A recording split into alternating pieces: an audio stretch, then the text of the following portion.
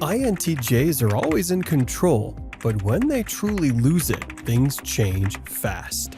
Here are 5 things that happen when an INTJ snaps. Number 1. They go completely silent. When an INTJ reaches their breaking point, the first and most noticeable reaction is silence.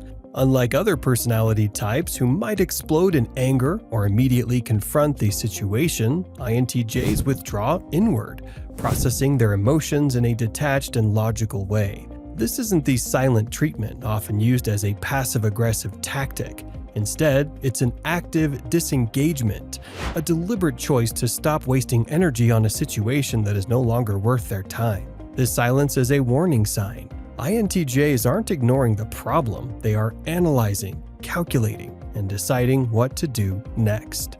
They are mentally reviewing every interaction, every mistake, and every possible outcome. In this phase, they are not looking for an emotional resolution, they are seeking a permanent solution. If an INTJ suddenly stops responding, it's not because they don't care, but because they are determining whether the person or situation still deserves space in their life. People often misinterpret this silence as coldness or emotional detachment, but in reality, it's the most intense reaction an INTJ can have. If someone tries to provoke them or demand an immediate response, it only reinforces their decision to remain silent. INTJs refuse to engage in emotional outbursts because they see them as inefficient and irrational. They don't act on impulse, they act on strategy. The moment they break their silence, their words will be sharp, brutally honest, and surgically precise. They won't waste time with unnecessary explanations or emotional appeals. If they've decided someone is no longer worth their energy, their response might be the last thing that person ever hears from them. This silent phase is often the calm before the storm, a warning that once an INTJ has made their decision, there's no going back. If you're willing to delve even deeper into your personality type, we're excited to announce the release of our insightful ebooks. In the first one, you can explore the nuanced dynamics of INTJ relationships and uncover strategies to foster deeper connections based on understanding and compatibility. In the second one, you can gain clarity on navigating the intricate terrain of career choices with a guide tailored specifically for INTJs, offering actionable advice to leverage their unique strengths effectively and finally choose a career path in the best way possible. As a special offer for our subscribers, we have a promo code available for your purchase. The link is in the description below. Number 2. Their words become brutally honest. When an INTJ finally speaks after reaching their breaking point, their words become brutally honest, sharp, direct, and completely unfiltered. They don't sugarcoat, soften, or waste time on unnecessary pleasantries. Every word is calculated, cutting straight to the core of the issue with surgical precision. There is zero emotional padding, no concern for how their words will be received. Just raw, unvarnished truth. This shift isn't about cruelty, it's about efficiency. INTJs see no reason to dress up their thoughts in diplomacy when the situation has already reached a breaking point.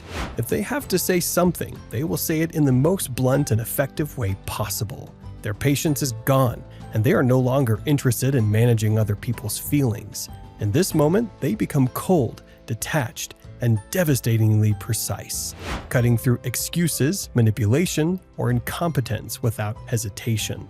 People on the receiving end of this honesty often feel blindsided because INTJs usually keep their thoughts to themselves. When they finally speak their mind, it can feel like a verbal execution, quick, ruthless, and final. They don't yell or lose control. Instead, their words land with calm authority, making it clear they have already analyzed, decided, and moved on. If an INTJ reaches this stage, it's a sign that the situation is beyond repair.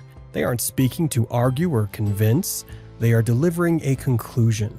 And once they've said what they needed to say, they won't linger. They will simply walk away, unmoved and uninterested in any further discussion. Number 3. They execute their revenge intelligently. When an INTJ decides to take revenge, it's never impulsive, messy, or obvious. It's strategic, calculated, and designed for maximum impact.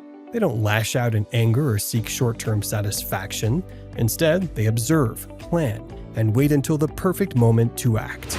Their revenge isn't about petty retaliation, it's about justice, efficiency, and making sure the lesson is permanent.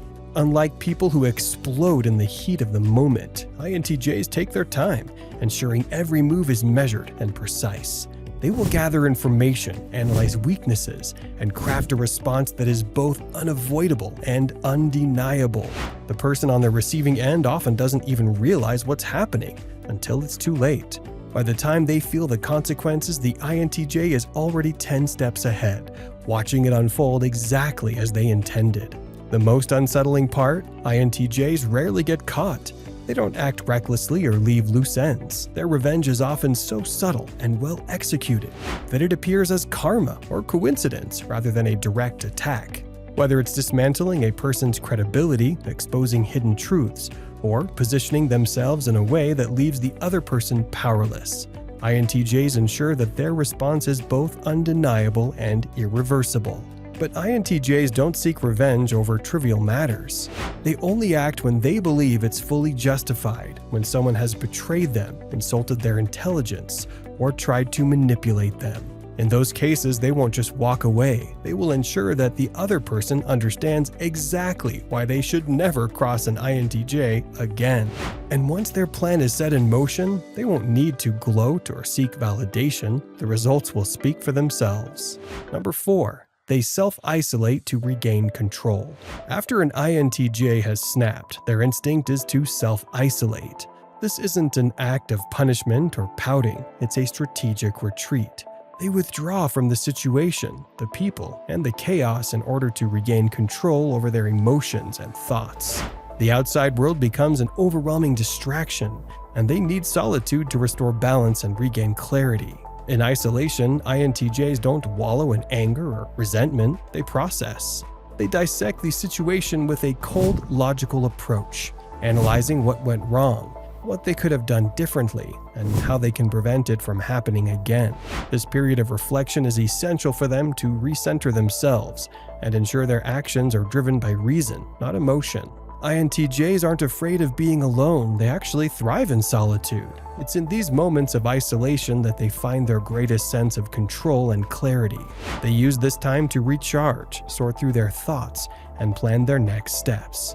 Whether it's recalibrating their goals, strategizing new approaches, or simply getting their mind back in order, this period of self-isolation is critical for their mental well-being. During this time, they're not looking for sympathy or comfort. They've already moved past the drama and are focused on problem solving. If anyone reaches out, they might seem distant or unresponsive because they've mentally checked out, working through their emotions in private. Once they feel back in control, they re-enter the world, often with a renewed sense of purpose and a calm, calculated approach to whatever comes next. This self-imposed isolation isn't a sign of weakness or insecurity, it's a form of self-preservation and empowerment. INTJs know that to stay sharp and effective, they need time alone to regain equilibrium, ensuring that their next move is as intelligent and strategic as the last. Number 5. They burn bridges without looking back. When an INTJ decides someone or something is no longer worth their time, they don't hesitate, they burn bridges. And once that bridge is gone, they walk away with no second thoughts, no regrets, and no intention of ever looking back. For an INTJ, this isn't a rash emotional reaction. It's a calculated, deliberate decision to eliminate something or someone that no longer fits into their long-term vision.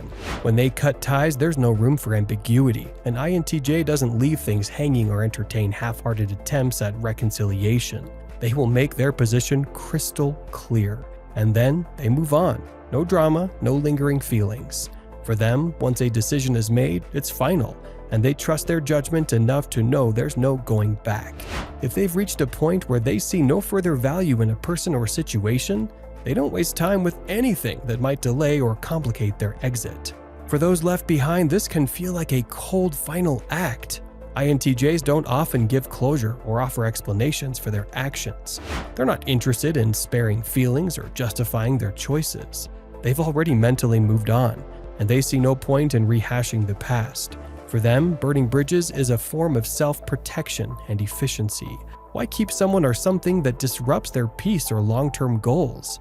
The most unsettling part of this behavior is that INTJs never look back. Once they've made the decision to sever ties, they don't feel the need to check on or reconsider their choices. The people they've cut off are, in their mind, part of a past they've already outgrown. There's no room for regret or self-doubt because they know their decision was made with reason and purpose. These videos will be really helpful for you.